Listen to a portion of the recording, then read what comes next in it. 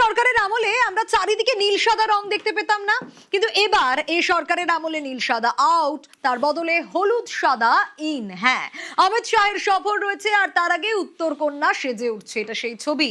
পালা বদলের পর মিনি সচিবালয়ের রং বদলে যাচ্ছে। নীল সাদার বদলে উত্তরকন্যা হচ্ছে হলুদ সাদা।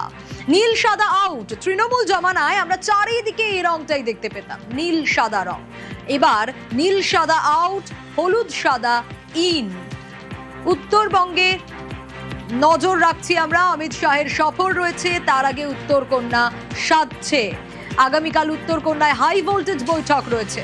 উত্তরবঙ্গের সীমান্ত সুরক্ষা নিয়ে স্বরাষ্ট্রমন্ত্রী অমিত শাহ তিনি বৈঠক করবেন, আর তার আগেই উত্তরকন্যা ঠিক এভাবেই সেজে উঠছে।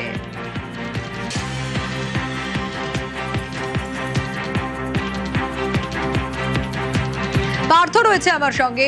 পার্থ, আগের জমানায়, তৃণমূল জমানায় আমরা চারিদিকে নীল সাদা রং দেখতে পেতাম, আর এবার কোথাও গিয়ে সে রং বদলাচ্ছে। এ সরকারের আমলে নীল সাদা আউট, হলুদ সাদা ইন।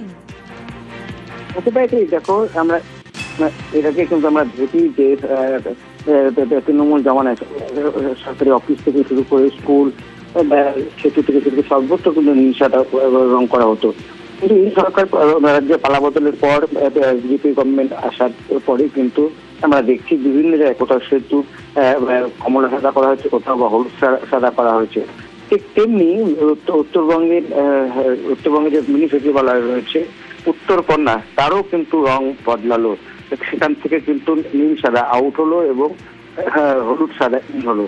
আগামীকালই উত্তরবঙ্গে আজই কিন্তু রাজ্যের স্বরাষ্ট্রমন্ত্রী তিনি পৌঁছাবেন, কিছুক্ষণ রাতে তিনি শিলিগুড়িতে পৌঁছাবেন। কাল জরুরি সভা রয়েছে এবং তার আগেই কিন্তু আজ এই ছবি দেখা গেল যে পুরো উত্তরকন্যার রং আগে ছিল নীল সাদা, তা পাল্টাচ্ছে। এমনকি উত্তরকন্যার পাশে যে থাকবার যে ঘর হচ্ছে তাও কিন্তু রং বদলাচ্ছে।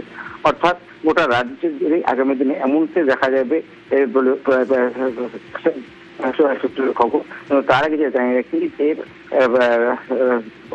অমিত শাহ বৈঠকের ঠিক আগেই কিন্তু পুরো উত্তরকন্যা নতুন সাজে সেজে উঠছে এবং সেখানে একেবারে বেশ পার্থ।